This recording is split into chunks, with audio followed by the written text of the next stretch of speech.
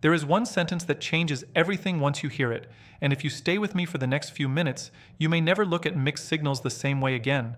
Some people do not fall in love by moving closer with open arms and clear words. Some people fall in love and then get quieter, stranger, harder to read, more careful, more tense. And if you have ever walked away from someone thinking, "Did I imagine all of that?" This is for you, because what looks cold is not always empty. What sounds distant is not always rejection. And what feels confusing is sometimes deep feeling trapped behind fear. That is the part most people miss. They listen for obvious words and overlook the hidden ones. They wait for direct honesty and miss the small signs buried in awkward sentences, strange timing, sudden pullbacks, and the kind of attention that says far more than any romantic speech ever could. So listen closely, because this gets subtle fast. I'm going to show you the phrases, the patterns, and the quiet behaviors that often appear when an avoidant person is already emotionally attached, already deeply affected, already feeling more than they know how to safely say. And once you see it, you cannot unsee it. Stay with me because the last part matters most, and it may explain a connection you still think about even now. Most people assume love moves in one clear direction. The feeling grows, then the words come, then the closeness deepens. For someone with a more secure way of attaching, that often happens.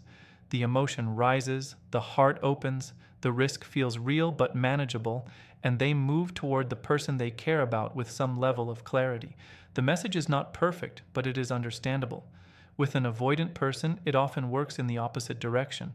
The feeling grows, sometimes powerfully, sometimes faster than they expected, and instead of bringing it forward, their system tries to hide it. The stronger the feeling, the stronger the need to control it, soften it, redirect it, or disguise it inside something safer. That is where so much confusion begins. Because the love may be real, but the delivery system is broken, blocked, or running through fear. They may care deeply and still sound attached. They may miss you and then act like they need space. They may feel overwhelmed by tenderness and answer it with logic, jokes, criticism, silence, or distance. And if you are reading them through the emotional style of someone who loves openly, you will almost always misread the message. You will think the bond was weak when it was actually intense. You will think the contradiction means nothing was there, when sometimes contradiction is exactly what happens when real attachment collides with old defense. And this is where it gets interesting because their hidden language follows patterns. The first pattern is criticism that seems unnecessary.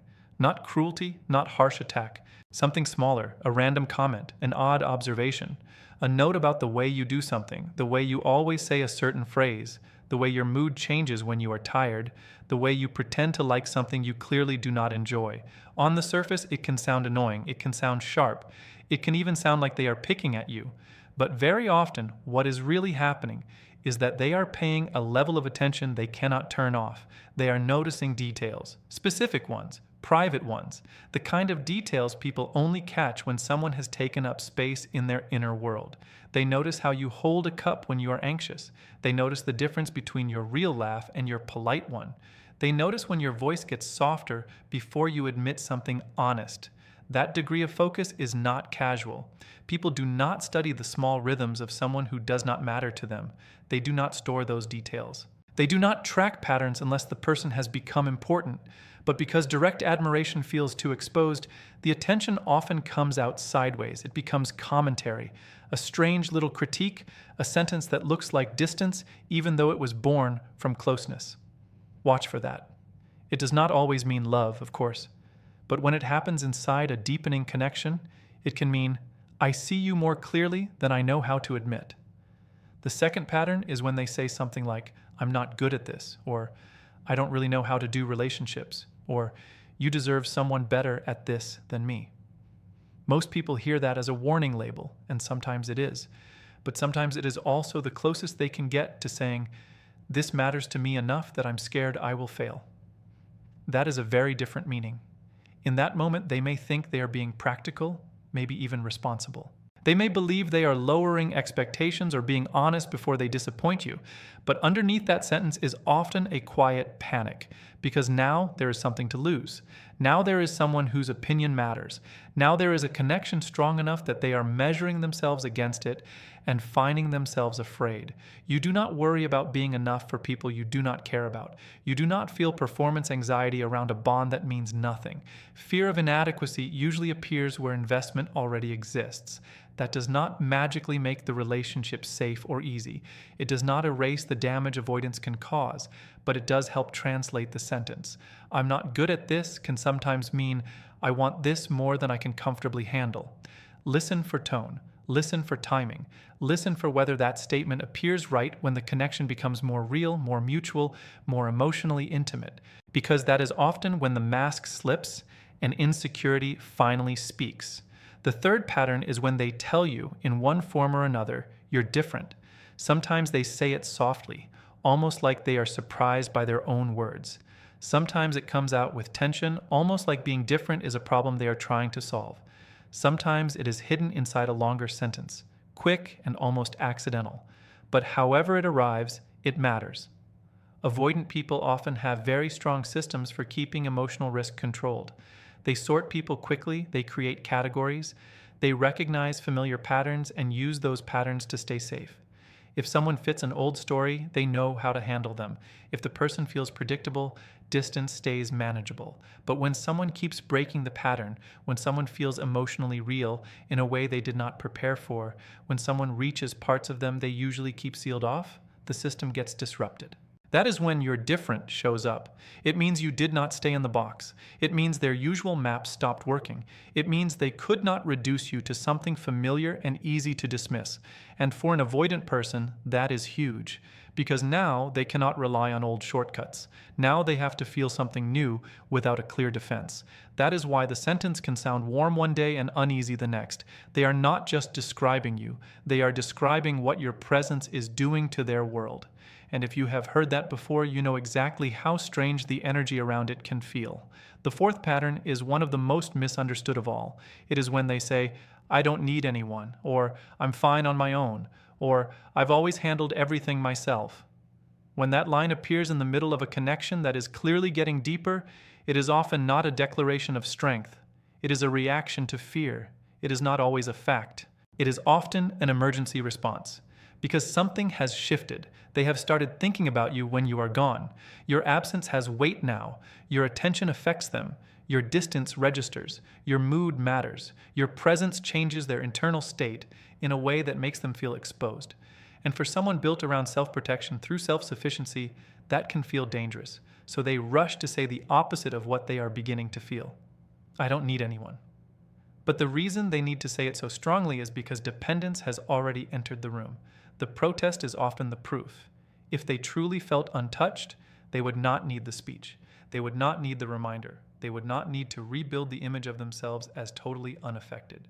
This is why sudden claims of independence sometimes show up right after tenderness, closeness, vulnerability, or a moment that made the bond feel real. Their nervous system notices attachment, and then the defense answers fast. Watch that sequence carefully. It tells a story. The fifth pattern is quieter, but in many ways it says the most. It is when they protect you in small ways they did not have to. Not a dramatic act, not some movie moment, something subtle, practical, almost easy to miss. They say something that saves you stress. They handle something before it reaches you. They speak up for you when you are not there. They notice what would make your day easier and do it without announcement. They remember a detail and use it to make you more comfortable. They check a risk before it becomes your problem. And when they do it, they usually act like it was nothing. That matters. Because care that asks for no applause often reveals more than care that performs itself loudly. They may not know how to say, I want you safe, or I hate seeing you burdened, or your peace matters to me more than I know how to explain. So instead, they do something useful, something quiet, something deniable. And if you bring it up, they may shrug it off or change the subject because naming the tenderness behind the action would make the action too emotionally visible. But do not miss what is happening. People do not consistently protect what they feel nothing for. They do not quietly take responsibility for someone else's ease unless that person has become emotionally important. Sometimes the loudest love is the love that cannot yet speak above a whisper. And yes, this is the kind of thing many people overlook. Don't There are other phrases too, and they often hide in plain sight. I'm just tired, right after a deeply intimate moment that left them flooded. I've had a lot on my mind, when what they really mean is they have been thinking about you more than feels safe. You should probably keep your options open, which can sometimes carry the fear-loaded meaning of, I care, but I'm scared I won't know how to hold this well. You probably don't want to deal with someone like me, which sounds dismissive but often comes from shame, not indifference.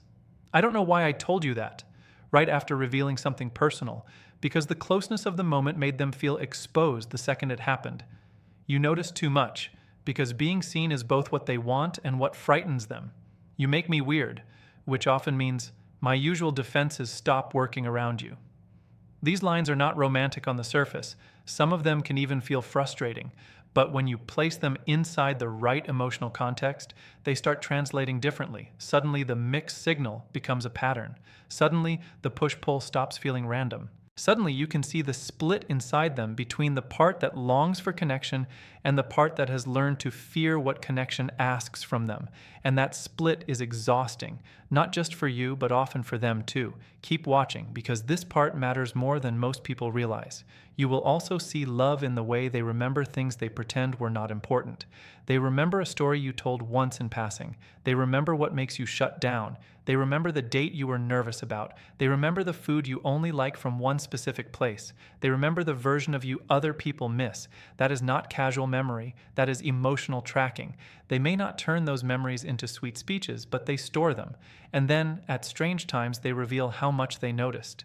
Maybe they bring up something you forgot you even said. Maybe they prepare for a mood you are about to enter before you say a word. Maybe they ask about a problem in a way that proves they were listening far more deeply than their face ever showed. This is why people sometimes get so confused with avoidant partners or love interests. The emotional expression may be weak, but the observation can be intense. The words may be limited, but the private attention can be enormous. And that mismatch creates doubt. You think, if they care this much, why can't they just say it? Because saying it directly would require them to stand in emotional exposure without running. And that skill is exactly what they often have not built yet. So the devotion leaks out through memory, through timing, through practical care, through unexpected tenderness, through details they should not remember if you meant nothing. That does not excuse harm, but it does reveal truth many people miss. And here is the harder part. Understanding this hidden language can bring relief, but it can also become a trap if you are not careful. Because learning to translate someone does not mean you must keep translating forever. Recognizing indirect love does not mean you should settle for permanent confusion. It is helpful to know that withdrawal is not always indifference, that criticism is not always contempt, that independent speeches can hide attachment, and that awkward phrasing can cover real fear. That knowledge can save you from doubting your own reality. It can help you understand why the connection felt real even when the words were messy. But there is a line. There comes a point where your nervous system deserves rest. You deserve love you do not have to decode every day like a puzzle. You deserve moments where words and actions meet clearly enough that your body can relax. You deserve emotional honesty that does not require endless interpretation. And this is the truth many people need to hear. Hidden love is still limited love if it never grows into usable love. Potential is not the same as partnership. Deep feeling is not the same as emotional availability. Someone can care about you intensely and still be unable to build the kind of connection you actually need. That does not mean you imagine the bond. It means reality is more painful and more complex than that. Stay with me, because this last part is where everything becomes clear. An avoidant person absolutely can grow. They can learn to speak more directly. They can understand their fear. They can stop confusing closeness with danger. They can become more open, more responsive, more honest, more capable of staying present when real intimacy appears. That growth is possible, but it is work only they can do. No amount of your patience can do it for them. No perfect wording, no perfect softness, no perfect loyalty, no perfect love can complete healing they refuse to face themselves. You can offer safety, you can offer steadiness, you can offer clarity. But you cannot build emotional courage inside another person by sacrificing your own needs. This is where many people get stuck. They become fluent in the hidden language and start treating that fluency like a duty. They say, I know what they meant. I know they care. I know that's just fear talking. And maybe they are right. Maybe it is fear talking. But if fear keeps driving the relationship, then fear is still the one in charge. And love cannot breathe well in a place where fear makes every important decision. So yes, know what you are seeing. Trust what you felt in those almost confessions, in those strange protective moments, in those acts of attention so specific they could only come from real feeling. But also tell the truth about what is still missing. Translation can create understanding. It cannot create mutuality on its own. If you were ever left doubting yourself because the love never arrived in clean words, hear this clearly. What you felt may have been real. The connection may have been real. The tension, the intensity, the strange tenderness inside the distance, the care hiding inside the awkwardness, the closeness appearing in flashes and then disappearing behind walls, all of that can be real, very real. An avoidant person in love can be deeply devoted in private, deeply affected, deeply moved, and still deeply afraid. Their love can be genuine and still come wrapped in silence, contradiction, and retreat. That does not make you foolish for noticing it. It does not make you dramatic for feeling it. It does not mean you invented the whole thing because they struggled to say it plainly. You were not wrong to see what was there between the words. You were not wrong to notice the attention, the care, the little protections, the remembered details, the hesitation that only happens when something matters. But you are also not wrong if, at some point, you choose clarity over mystery. You are not wrong if you stop waiting for hidden love to become spoken love. You are not wrong if you decide that being understood should not require exhaustion. Both truths can exist together. The feeling can be real and the relationship can still be insufficient. That is the kind of truth that hurts. But it also sets people free. So when they say the odd thing, the sideways thing, the defensive thing, the sentence that makes no sense until you look underneath it, pause before you dismiss it, when they notice too much, when they criticize a detail nobody else sees, when they admit they are not good at this, when they tell you that you are different, when they suddenly insist they need no one, when they quietly make your life easier without asking for credit, when they remember what mattered to you and pretend it was nothing, when they pull away right after closeness, when they reveal something true and then act like it did not happen, when they look calm but their behavior says they are anything but calm. Pay attention, not because you should excuse everything, not because every avoidant person is secretly ready for love, not because every mixed signal hides devotion, but because sometimes the truth is buried under fear. And if you know the language, you can finally stop calling yourself crazy for hearing it. That was love sometimes. Imperfect, scared, guarded, incomplete, indirect, but love all the same. And whether you stay long enough to see if it learns to speak more clearly, or whether you walk away because your own heart needs something steadier, let that choice come from clarity, not confusion. Because once you understand the pattern, you do not have to keep begging mystery to explain itself. You can see it for what it is, and from that place, you can choose with open eyes.